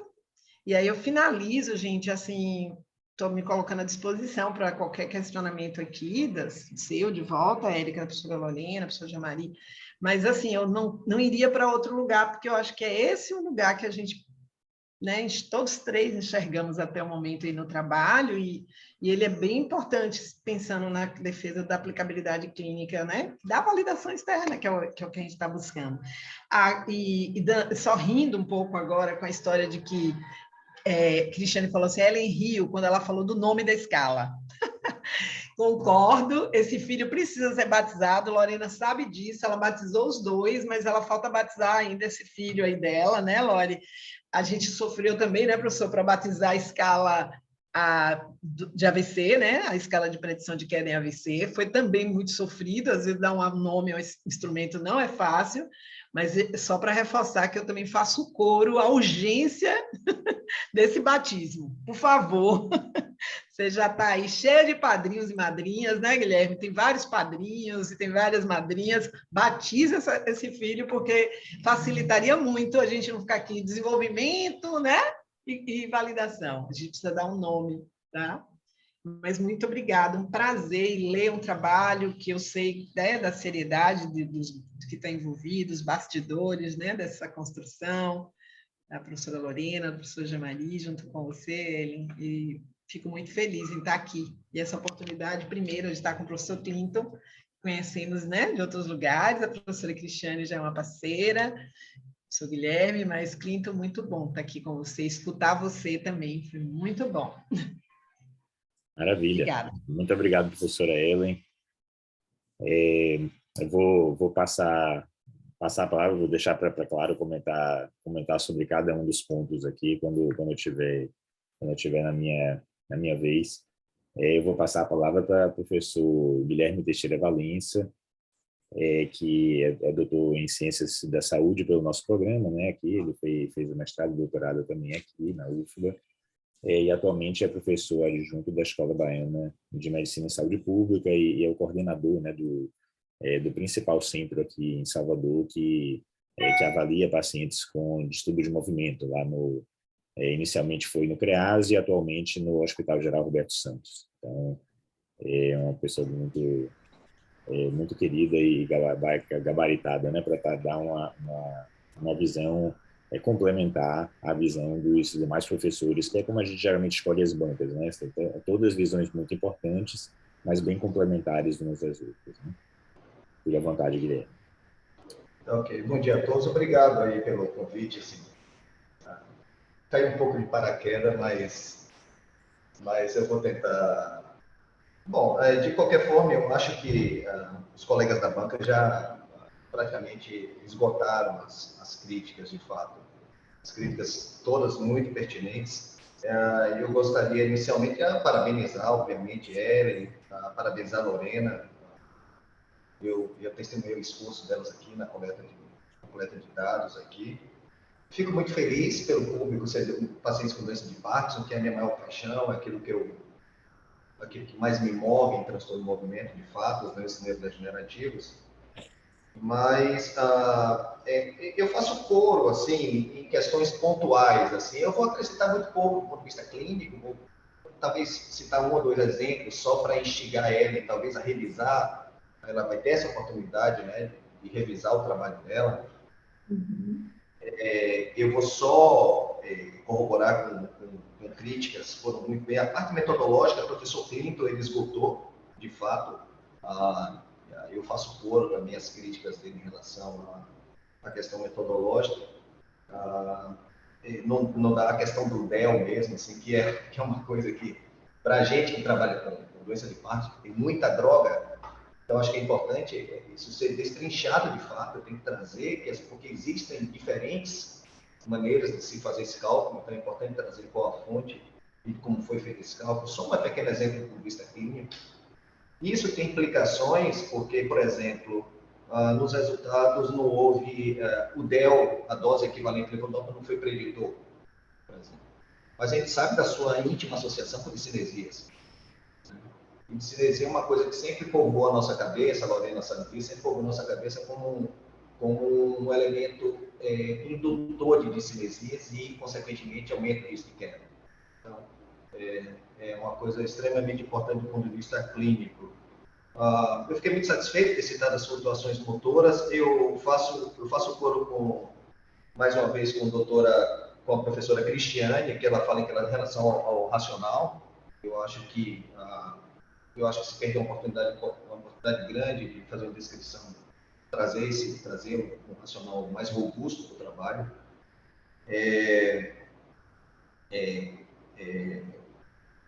Em relação eu não vou deixar, provavelmente eu vou deixar perguntas para você, Ellen, eu acho que você já tem muito o que pensar, tem tantas perguntas que foram colocadas. Eu acho que na discussão, eu acho que você poderia explorar o que tem na literatura. Eu acho que você explorou muito pouco o que tem na literatura para trazer um aspecto comparativo com aquilo que você produziu. Eu acho que você esqueceu um pouco realmente da relevância ao principal, ao que te motivou a fazer o trabalho, que é a validação externa. Eu acho que, de fato, faltou você se debruçar sobre isso. Eu acho que, assim, seu trabalho é muito rico. Você tem muita informação boa. Seu trabalho é muito rico. Muito rico. Então, eu acho que você poderia ter explorado mais. Assim, eu acho que tem muita informação relevante. O trabalho é muito bom. É difícil a gente ter trabalhos prospectivos. Assim, uma coisa que nós não observamos todo dia, principalmente na produção nacional. Então, eu acho que se vocês estiverem vivendo, tremendo um pouco, é porque o ar-condicionado aqui está me torturando. Eu não tenho transtorno de movimento, não, mas está muito frio aqui dentro. Eu queria, assim, então eu acho que as críticas todas foram feitas, eu acho que devia aproveitar essas críticas, eu acho que e melhorar. Eu acho que você pode trazer essas informações, pode melhorar seu trabalho de fato. Eu queria só reconhecer, assim, o trabalho de Lorena também, que foi uma pessoa incrível. Eu não acredito muito em dívida, mas Ellen, a dupla que você fez com Lorena foi uma coisa muito boa, assim, vi o trabalho de vocês, é uma coisa... Eu fico muito feliz em ter convivido com vocês em relação a isso. Então é isso, na verdade. Eu não vou me estender muito, eu acho que você deve se debruçar um pouco sobre essas críticas todas. Eu acho que você tem uma oportunidade excepcional, porque as críticas foram muito bem pontuadas. E vai enriquecer muito o seu trabalho. Principalmente a questão metodológica e a forma que você apresentou os resultados. E eu acho que ficou muita coisa que você poderia ter aproveitado muito mais, assim, em relação aos resultados.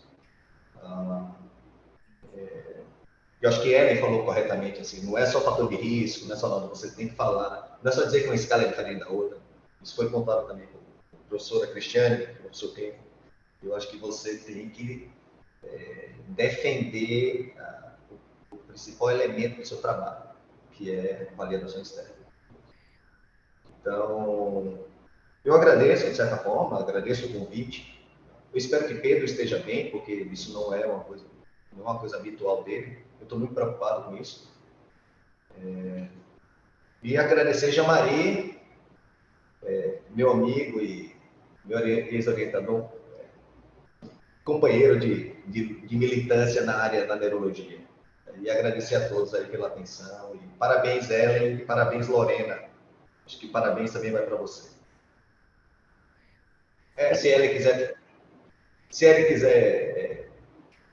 se pronunciar a respeito, eu acho que é isso aí. Parabéns. Fique à vontade, Ellen. Se quiser falar alguma coisa antes. Não, eu só queria aproveitar e agradecer, professor Dr. Guilherme, por ele ter feito algo que eu nunca tinha vivido antes, de perto, acompanhar, né, pacientes em grande demanda na doença de Parkinson, aprender, conhecer de fato como se comporta essa doença nesses pacientes, que eu não tinha tido essa experiência antes, foi aí que eu realmente consegui mergulhar nessa vivência clínica. Isso para mim foi super rico, né, para poder entender melhor e dedicar ao meu trabalho, fez toda a diferença, né, de conviver com esses pacientes.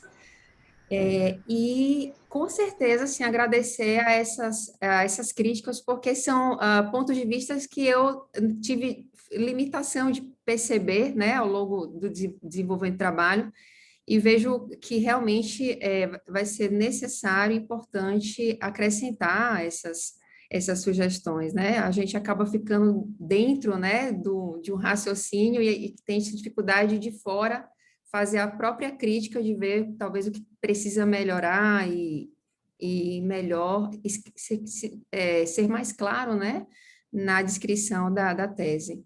Então, já anotei tudo aqui e só tenho que agradecer, sem dúvida, né, deixar esse trabalho melhor entregue para, não só, né, para a população, mas para quem tiver interesse de estudar como inspiração e referência também nessa proposta de validar instrumentos, né? Acho que é isso.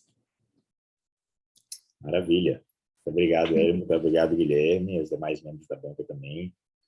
Nessa parte que cabe a mim, depois eu vou dar alguns minutos para a Lorena, viu, Lorena? Para falar também como orientadora, embora eu não faça parte oficial da banca, mas eu acho que é muito importante ouvir as considerações de Lorena, que participou diretamente do planejamento e execução desse trabalho científico, e como o próprio Guilherme citou, né, não é frequente, né, em nosso meio fazer trabalhos prospectivos, justamente por causa da dificuldade que há de fazer um segmento de alta qualidade com pacientes, ainda mais o segmento durando 1 ano, 2 anos. Né? Então, quando você faz um nível de trabalho desses, dá muito trabalho você fidelizar o paciente a frequentar. Isso é um resultado direto da qualidade de assistência que é prestado nos ambulatórios onde os dados foram coletados, porque os pacientes voltam, né?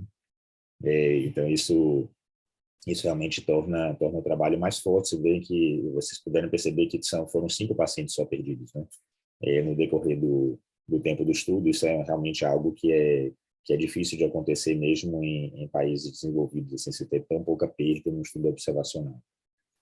Então, eu vou fazer só alguns comentários. Claro que, como orientador, os comentários de críticas à própria metodologia e desenho do estudo a gente foi fazendo ao longo do processo, né? E a gente teve a oportunidade também na qualificação de fazer alguns comentários e modificações. A gente revisou essa versão final da tese, então não cabe muito essa minúcia nessa etapa daqui. Então, vou me prestar a fazer alguns esclarecimentos, né, dessa parte da apresentação dos resultados de Ellen. Eu acho que uma das coisas que tem que ficar claro é que realmente a intenção principal não era rebuscar a metodologia de validação em comparação com o estudo de Lorena. Então, realmente é uma repetição da metodologia, mas o principal benefício de de um estudo desse tipo de validação externa é você aumentar a aplicabilidade do estudo para outras populações e fazer uma validação de vida real mesmo. Mas aí eu concordo que faltou muito também na introdução e na discussão um melhor comparativo da população que Lorena estudou, que era uma população de centro único, uma amostra mais restrita, para o estudo que Ellen desenvolveu, que ampliou essa população para 2 centros, pelo menos, e que recrutavam pacientes com características diferentes da que foram recrutadas com Lorena. Então, acho que faltou realmente esse detalhamento das características da população externa que permitem agora a gente dizer, olha, exatamente qual é a subpopulação que se beneficia da escala.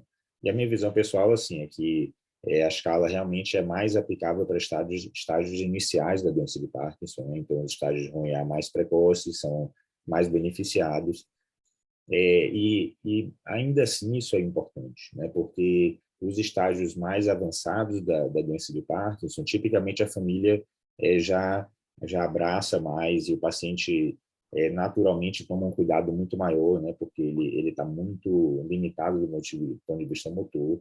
Então é importante ter uma escala que seja aplicável para estágios precoces, que é o estágio que o paciente está começando a ter, entender a doença, e ainda assim muito exposto ao risco de quedas, porque ele sai mais, né? Então ele se expõe mais no ambiente externo ao risco das quedas que podem acontecer a qualquer momento, né? Então isso eu concordo, acho que foi comum a todos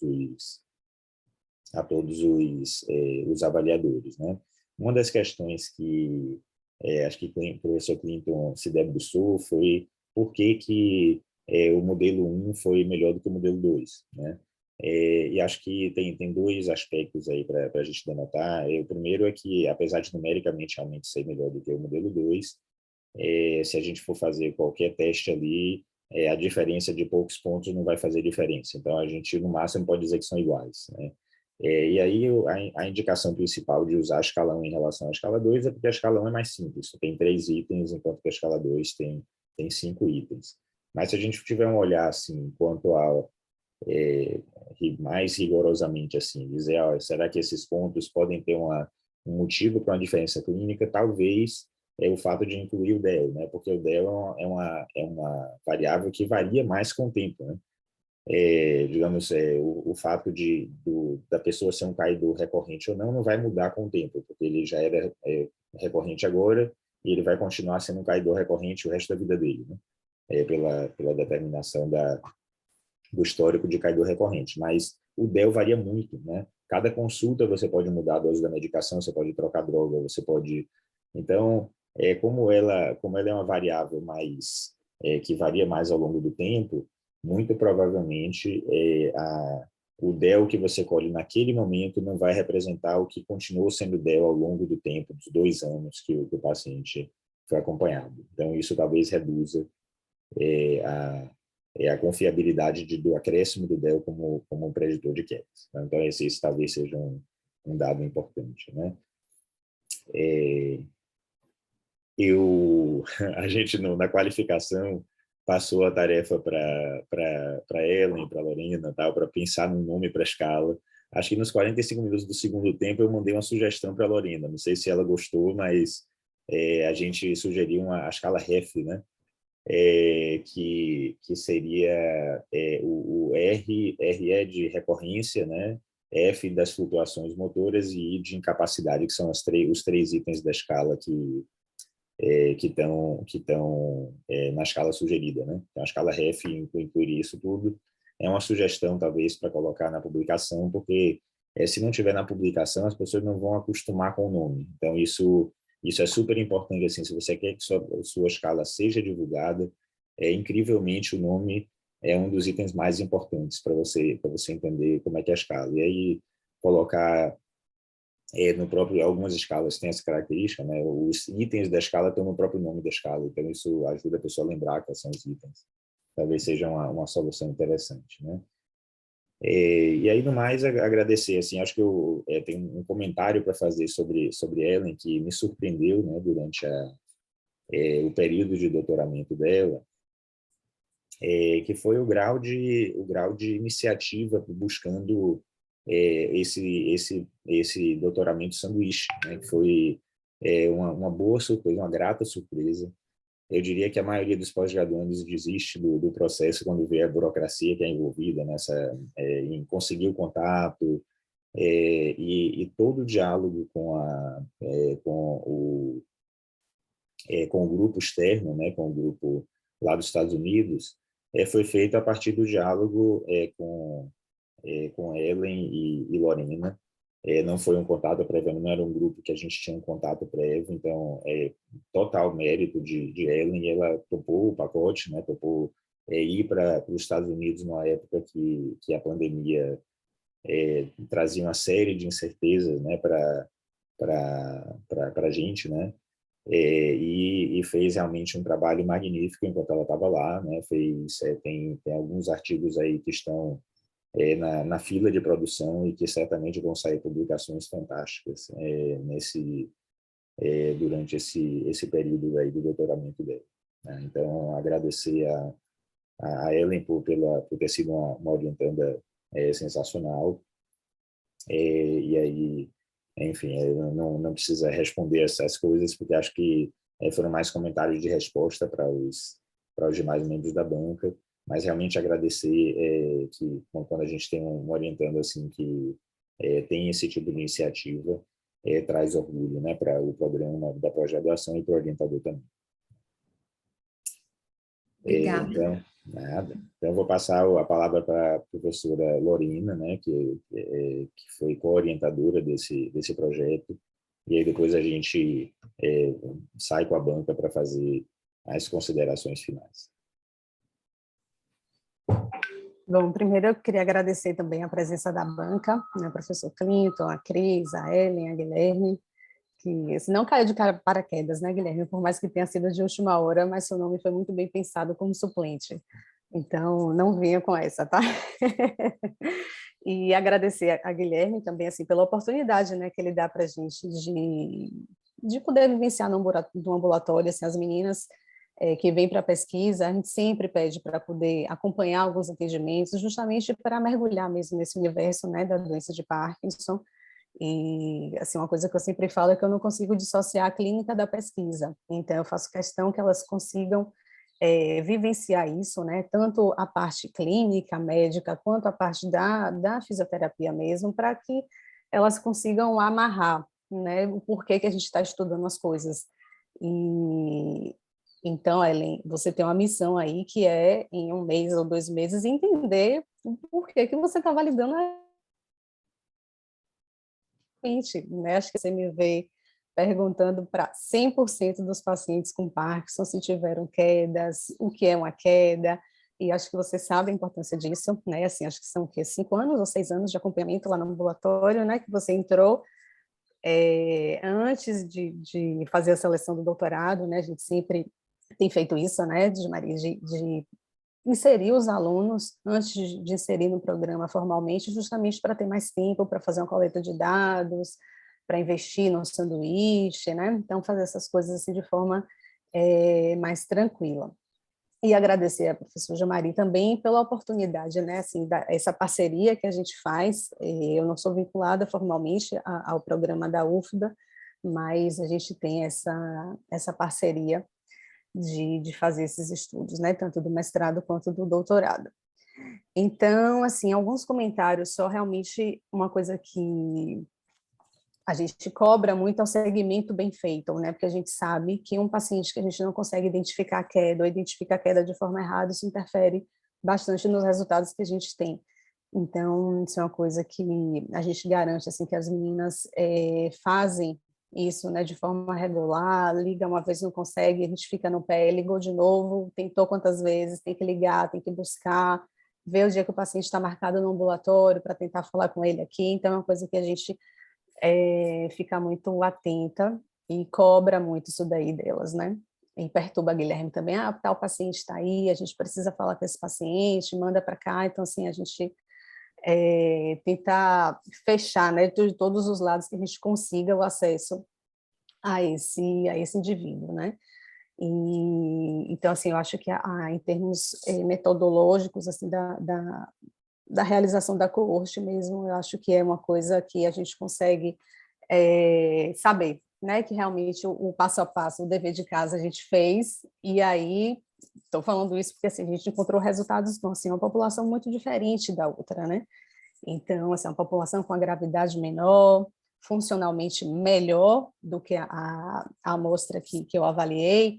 E aí, refletindo um pouco sobre isso, a gente vê, assim, né, o CREASE, que foi quando eu coletei os meus dados, isso eu estou falando lá de 2010, tá? Assim, só para vocês, Cris e Clinton, que não acompanharam, né, como Ellen e Guilherme, esse trabalho, a coleta de dados do meu doutorado eu comecei em 2010, né? Então, assim, foi um coorte que foi de 2010 a 2014, né? A gente está falando aí de 12 anos atrás, né? Então, isso daí é uma coisa que é importante também. E o CREASE, ele é um centro de referência, é um centro multidisciplinar, né? Então, o paciente está lá, realmente é um paciente mais comprometido do que um paciente que vai lá para o ambulatório do Roberto, né? No CREASE você tem geriatra, o critério de admissão era diferente, né? Aqueles idosos com mais comorbidades, um perfil funcional diferente. Então, eu acho que tudo isso daí cabe para Ellen deixar claro, né? O que foi construído com base em quê e o que é que ela fez agora, né? Por isso a validação externa é importante, né? A gente está no centro do Roberto, que é diferente, por mais que sejam idosos residentes na comunidade, é um perfil de população diferente, assim, o ambulatório recebe indivíduos de todas as idades, mas como a coorte de desenvolvimento foi no centro de geriatria, a gente tinha o limite de 60 anos, né? Então foram pacientes de 60 anos para cima, e isso a gente manteve no trabalho de Ellen, né? Então, assim, eu acho que isso cabe essa reflexão de saber a diferença, e também dos indivíduos lá de São Paulo, né? Que é outra condição socioeconômica, é outra vinculação com o centro, né? Assim, é um centro que recebe indivíduos de diferentes médicos, né, diferentes perfis, então isso daí eu acho que vale a pena fazer essa reflexão, além de, assim, de se debruçar no que você achou e tentar entender, né, e explicar por que essa diferença, né? Então, assim, eu acho que o trabalho vai muito mais do que a acurácia foi boa e validou externamente, o meu indivíduo tinha um equilíbrio melhor, era menos comprometido em termos de gravidade, mas sim, e o que é que isso importa, né? Eu tenho certeza que não é novidade para você, assim, eu concordo com tudo que foi comentado pela banca, e tenho certeza que não foi a primeira vez que você ouviu isso, né? Quando o professor Jamari chegou assim, olha, eu tenho uma candidata para fazer a validação externa, fiz, vamos lá. O que é a validação externa? Qual é o objetivo de uma validação externa? Por que é importante fazer uma validação externa? Né, assim, Ellen estava na minha defesa do doutorado, Ellen já estava, né? Ellen lembra? Acho que foi a primeira vez assim que a gente, depois que a gente se reuniu, que você foi para a defesa, você teve essa oportunidade, né? Eu acho de ir para a minha defesa antes até de começar a fazer a coleta de dados, né? Exatamente. Então, assim, então você lembra que eu sei que você estava lá com o seu caderninho, anotando todos os comentários da banca, o tipo de estudo que era preciso fazer, né? Então, assim, eu acho que falando um pouco da trajetória de Ellen na pós, Ellen sempre teve muita iniciativa em relação à coleta de dados, a buscar, a gente fica ali treinando, como é que aplica a escala, né? Já que a gente está fazendo uma validação externa, eu fiz questão assim, de garantir que a aplicação do Berg fosse igual para todo mundo que estivesse avaliando, que todos fizessem o treinamento da UPDRS para saber se estava todo mundo coletando de forma igual, porque isso daí, lógico, que pode interferir nos resultados também da validação, né?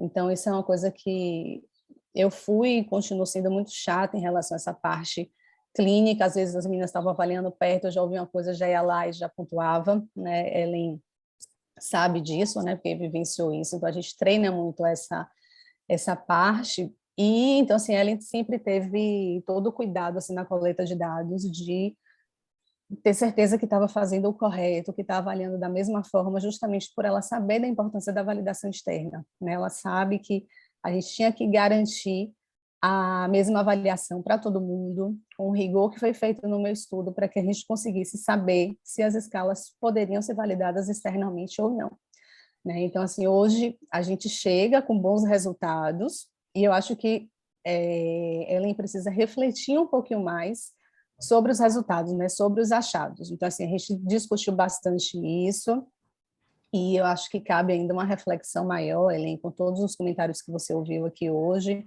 sobre a importância do seu estudo, a importância de validar externamente, o que é que você encontrou de fato, né? Como é que essas populações são comparáveis, como é que elas não são, o que é que muda, né? Então, assim, eu acho que você vai ter aí esse tempo agora para corrigir a sua tese e entregar um material final de qualidade, assim, contemplando todos esses comentários da banca, né, que assim, eu acho que se todos falaram, é sinal que você precisa de fato melhorar isso daí. Então, acho que é hora agora de chegar e refletir mesmo, né, com calma, ler, reler, analisar, refletir, buscar outros artigos de validação externa, ler os artigos de validação externa também, para poder se apropriar um pouquinho mais dessas questões, tá? E de fato, assim, no meu estudo, a gente chegou nessa escala 1, e aí uma coisa que a gente fez lá na época foi, assim, a escala com os 3 preditores, assim, não tinha medida de equilíbrio, né? E aí a gente resolveu fazer um método estatístico, incluindo, né, a escala de equilíbrio, para ver o resultado.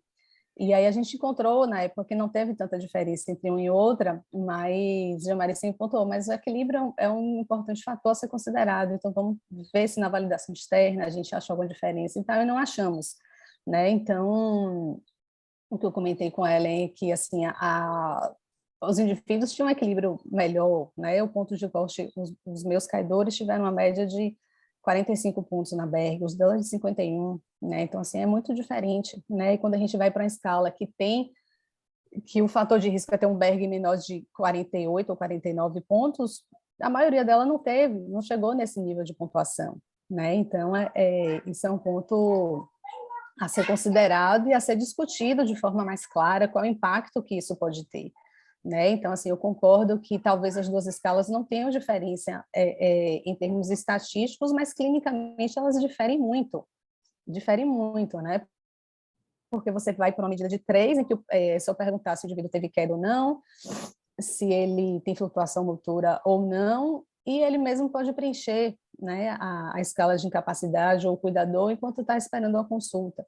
Quando a gente já vai para uma aplicação do Berg, a gente requer que um fisioterapeuta faça, né? Então isso daí já restringe o uso da escala 2, porque teria que ser só aplicada por fisioterapeuta, né? E o cálculo da dose equivalente de levodopa, que requer um pouquinho mais de tempo também. Então, quando a gente sugere a escala 1, é mais pela simplicidade dela e pela maior aplicabilidade dela, né? Que pode ser aplicada por qualquer profissional que esteja avaliando o indivíduo. E quando a gente fala em triagem para risco de queda, é isso que a gente pensa, né? Que o maior número de profissionais tenham acesso a essa escala, consiga aplicar isso com o maior número de pessoas e que aí a gente consiga triar realmente quem tem risco, quem não tem risco e fazer um encaminhamento adequado, né? Então, eu acho que esses são os principais pontos, assim.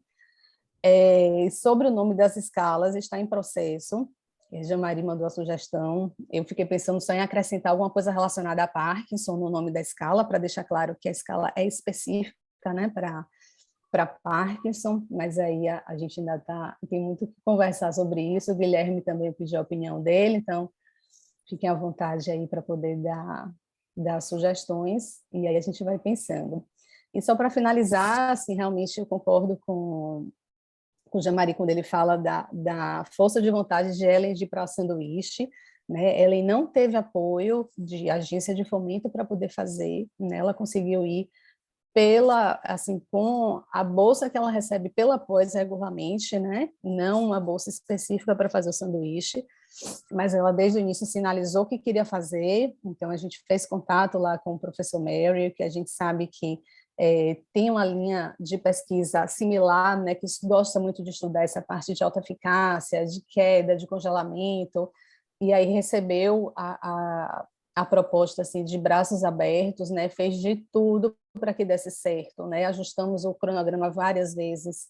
Ellen estava certa de ir, veio a pandemia, não podia sair, não podia entrar, então a gente foi ajustando, né, o que primeiro era um tempo maior, a gente reduziu o tempo, e Ellen foi ali na garra para conseguir abraçar essa oportunidade, e foi muito boa, né? Acho que foi um aprendizado muito bom para Ellen, muito bom para a gente aqui como orientador, uma parceria que deu muito certo, deu frutos, né? Assim, a gente tem 2 artigos aí que estão submetidos, Ellen participou ativamente lá da análise dos dados, da discussão, então eu acho que foi muito proveitoso, né?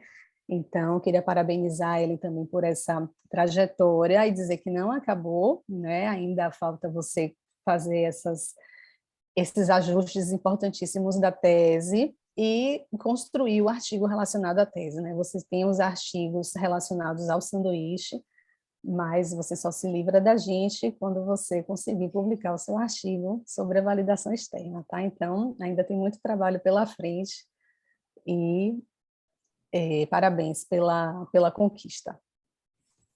Obrigada. Maravilha, gente. Eu vou aqui criar, vou pausar um pouco aqui a gravação. This meeting is being recorded. Pronto. Então, estamos aqui de volta à banca. Após intensos debates aqui da banca, a gente está voltando para a leitura da ata. Então, eu vou começar aqui. Ellen. Então, ao primeiro dia do mês de abril de 2022, mas é verdade, do 1º de abril, mas é verdade o que a gente está lendo aqui. No horário das 9 horas, nas dependências do Programa de Pós-Graduação em Ciências da Saúde da Faculdade de Medicina da Bahia, da Universidade Federal da Bahia, pela plataforma Zoom, deu-se início à sessão pública para arguição e defesa da tese intitulada Validação Externa de 2 escalas preditivas de quedas recorrentes em pessoas com doença de Parkinson. Foi apresentada pela pós-graduanda Helenira Cavalcante. A comissão examinadora, aprovada pelo colegiado, foi composta pelo professor orientador, João Maria Oliveira Filho, pelo professor Pedro Antônio Pereira de Jesus, eu vou fazer um comentário daqui a pouco, professora Ana Beatriz Carneiro Pinto, professora Cristiane Maria Carvalho Costa Dias, professor Clinton Lourenço Corrêa e professor Guilherme Teixeira Valença. Aí, na própria ata, a gente colocou que o professor Pedro Antônio Pereira de Jesus não pôde estar presente e foi substituído pelo suplente, professor Guilherme Teixeira Valença. Após a apresentação da tese, a comissão examinadora realizou a arguição, que foi respondida satisfatoriamente pela doutoranda. E aqui tem as 2 opções, de satisfatoriamente ou insatisfatoriamente, né? E a tese apresentada foi considerada aprovada, e aqui também só tem 2 opções, aprovado ou reprovado. Então, parabéns. Para constar o processo de conclusão do curso e colação de grau, a comissão examinadora lavrou a presente ata, que é assinada por todos os membros, e aprovou com a recomendação da incorporação das sugestões da banca e 60 dias de prazo para entregar de volta, mas já é mestre a nossa, já doutora a nossa Ellen, né? Então, parabéns, Ellen. Parabéns. Muito bom, muito bom. Muito obrigada. Nada. Então, a gente vai fazer uma rodada de e-mails agora, né, para pegar a assinatura de todos os membros.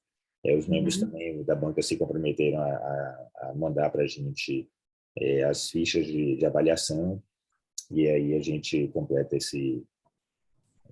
essa parte daqui formal da defesa. Parabéns, parabéns mesmo. Ellen, você tirou foto? Eu tentei tirar aqui, foi um pouco de nervoso, vai e vem, mas tirei algumas fotos. Vale a pena tirar. Eu vou tirar um aqui com todos, se todos puderem abrir aí a câmera. Aí a gente tira com todo mundo. Deixa eu ajeitar. Já ajeitar é ótimo. Eu vou tirar aqui, vou tirar uma com todo mundo. Passa a outra, porque eu fiquei fazendo gatice com a Lorena, fazendo assim, ó. Tranquilo. Gente, eu estou sem dormir aqui, então me liberem. 1, 2, 3 e agora. Maravilha. Pronto. Eu fiz uma também. Maravilha. Pronto, gente. Bom dia a todos. Um abraço para todos. Bom dia, obrigada a todos mais uma vez. Bom dia, obrigada. Bom dia. Parabéns, Ellen. Sucesso, Ellen. Parabéns Abraço para você, Ellen. Parabéns. Obrigada. Parabéns, Parabéns, sucesso. Ellen. Parabéns. Parabéns. Obrigada a todos por esse rico momento. Parabéns, Ellen. Eu quero saber se você vai ainda aparecer aqui no serviço ou completou essa fase e não quer mais saber mais da gente. A gente estava conversando sobre isso tranquilo, quando vocês que- estavam na outra sala. É por etapas. Eu só quero ver se vai defender ou vai subir daqui, não vai dar mais a cara. Não, não. Por etapas, Guilherme. Daqui a pouco eu chego aí de novo. Depois do sanduíche, meu filho, ela está revendo se ela quer ir lá para o Roberto Santos, entendeu? O Bob's já não é tão atrativo, viu? Depois do Nem sanduíche. vem com essa. Não Agora, existe Isso é que é interessante. Eu reconheço que o Roberto é um lugar muito especial. Tchau, Clinton. Um Tchau, abraço. tchau, pra vocês, né? Tchau, Tchau, tchau, gente. gente. Tchau.